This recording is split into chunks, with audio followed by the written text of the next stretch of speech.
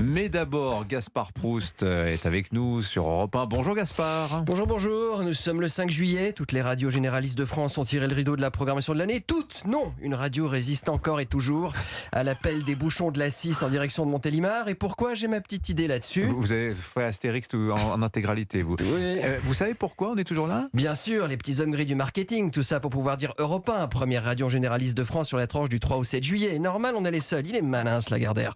Bon, à part ça, ce matin dans l'actu, évidemment, cette vidéo choc que tout le monde doit voir. Ah oui, les vidéos de pillage, l'agression du maire de La Île-et-Rose, non? C'est ça? Non, vous restez dans l'écume des choses. Je veux parler de cette vidéo de Christine and the Queens, de Redcar. Ah oui, cette vidéo où elle, il se plaint d'en avoir assez de se faire appeler elle alors qu'elle est devenue lui.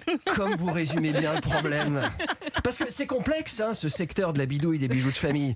Alors, j'ai regardé cette photo qui vient à point nommé pour nous recentrer sur les questions essentielles du monde. Pour paraphraser Jacques Chirac, Christine est en train de devenir Bernard et nous regardons ailleurs. Mais comment vous expliquez que cette transition, Gaspard, soit difficile à intégrer pour les gens à son égard? Faut dire qu'elle nous aide pas beaucoup, Redcar, sur ce coup-là. Pourquoi? C'est quand même con de faire une transition de genre vers le masculin et de prendre un nom en anglais. Parce que les noms en anglais, en général, ils font aucune distinction entre le féminin et le masculin. Parce qu'en anglais, c'est The Kitchen, The Car, The King Charles, The Queen Mum.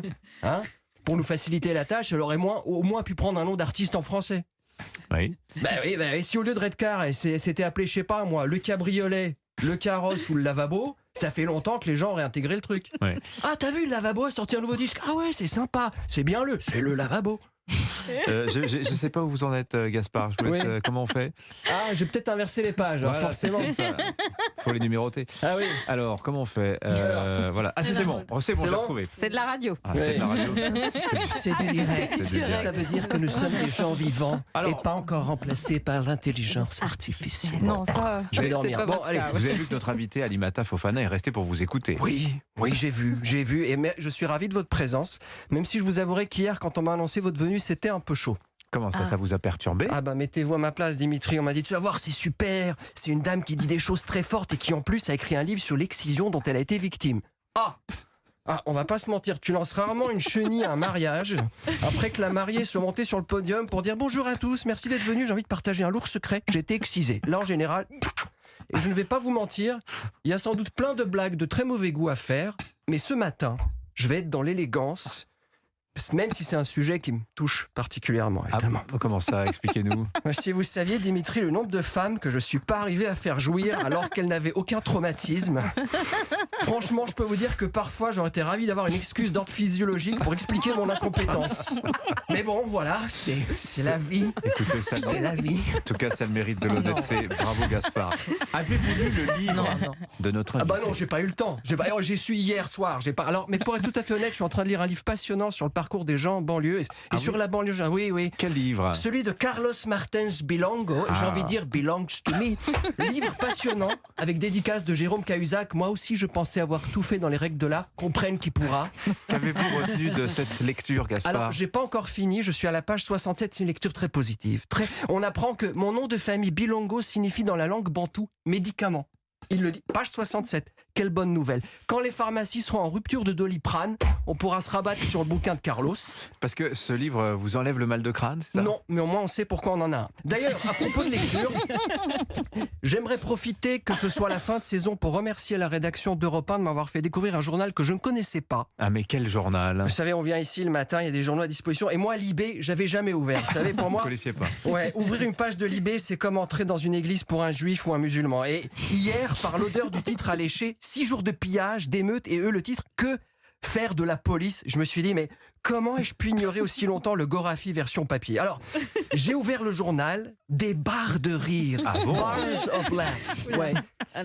C'est digne des meilleures pages d'Harakiri. Un exemple, l'article, ça parle de la police qui, on le sait, est la première cause de tous les problèmes en France. Et je vais vous dire, sans être complotiste, à mon avis, l'origine de la Covid, c'est un policier qui a mordu un pangolin. Qui a mordu ensuite une chauve-souris, qui a mordu un vendeur de canard laqué sur un marché de Wuhan, mais bon.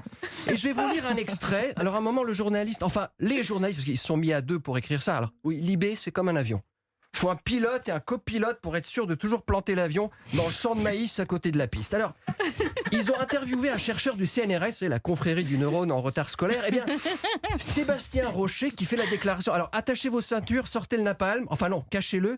Attention, sur la police. Les gens qui ont le plus tendance à apprécier la police sont les personnes qui ont le moins affaire à elle. Comment te dire, cher Sébastien ? Oui, si on passe son temps à se faire arrêter pour des délits divers, il est tout à fait normal de commencer à ressentir un début de ressentiment vis-à-vis de la marée chaussée. À l'inverse, cher Sébastien, si tu nous écoutes, si on apprend que les flics ont stoppé une raclure qui était en passe de violer une nana dont le seul crime était de rentrer chez elle à minuit, il est possible que même sans avoir jamais foutu les pieds dans un commissariat, on puisse ressentir une forme de sympathie pour les gens en uniforme. Cher Sébastien, me semble-t-il, à moins que ce monde ne marche sur la tête, ce qui m'étonnerait beaucoup. Beaucoup. Pareillement. Merci beaucoup. Et demain, notre ami Gérard. Gérard. Larcher. Ah oui, c'est l'autre sens du teasing. Gérard Larcher sera effectivement. Et ensuite le club de la presse que nous retrouverons avec, je sais pas encore qui. C'est qui ? Je vous laisse les commandes, vous êtes trop bon, Gaspard. Voilà. Franchement, la matinale de Gaspard Proust pendant tout l'été, ça aurait de la gueule. C'est mon côté mal alpha. Merci malgré beaucoup, mes Gaspard, en tout incompétences. cas.